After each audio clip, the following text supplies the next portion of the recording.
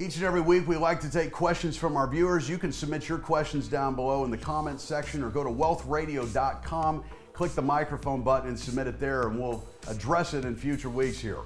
But this question that came in this week is, Chris, my wife and I are considering waiting till 70 to turn on Social Security and just live on our retirement funds while our Social Security is in deferral. Question is that the right move? I'm going to tell you right now, for most individuals out there, waiting on Social Security can be a really good idea. It can be the backbone of many Americans' retirement security. There's no doubt about it. Now, every family we consult with is different. When we run analysis for families, there's not a single family that's ever come through our doors in our offices that have had the same scenario. Because it's based on your age, it's based on longevity, it's based on how much you've saved, most importantly, the lifestyle we have to afford and maintain for you. So when we take Social Security early at 62, the benefit will be reduced for most people down about 25 to 30%, depending on your full retirement age, whether it's 66 or 70. When you wait from 66 to 70, your benefit grows by 8% a year. It's a pretty big increase. If you wait till 70, it could be a 32% greater check for life. These are real dollars. These are your dollars you want to get out of the government's bank. But one thing I want you to consider is the portfolio that you've built over the years. Is there enough in there to drain that early in retirement, like our viewer's question is suggesting, and then turn on Social Security at 70?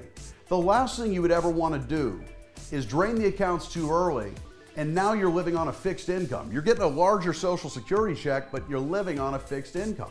So you've got to find that balance between how long to drain the retirement accounts and when to turn on and potentially maximize that Social Security benefit. Now, one of the strategies that we counsel many of our families on is one that many of you may have not heard before. I know you've heard of file and suspend and restricted applications. Those things are no longer. Those have been taken off the table. Those were very lucrative claiming strategies. The strategy I want you to know about is called voluntary suspension.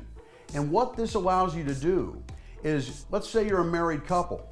One of you turns 62, 63, and you can turn on your Social Security benefit. And by doing so, maybe you're helping supplement your budget, not having to drain your retirement accounts so early in retirement in the event you were waiting on Social Security. So you have one spouse that has it coming in, one spouse is deferring. And then when the spouse that has theirs on turns 66 or their full retirement age, they can do what's called voluntary suspension. You're able to march down to the Social Security office and you can now withdraw your application for benefits. So you halt that benefit that's been coming in the past years. And now your benefit starts growing again, 66 to 70 by 8% a year. At the same time, the spouse that's been in deferral could now turn theirs on. And so you can somewhat ladder your Social Security benefits with your withdrawal strategy on your IRAs, 401ks. This can be incredibly powerful. And it's this feeling of, I don't want to take it early because I get a reduced check for life. That's true in many cases. But with voluntary suspension, you can get those credits back. This strategy is not for everybody, but it can be powerful when you know the options available to you. If Social Security is of interest to you, I want you to get your hands on one of my latest articles. It was published in Kipling or Personal Finance. It's called Why the Wealthy May Need to Take Social Security Early.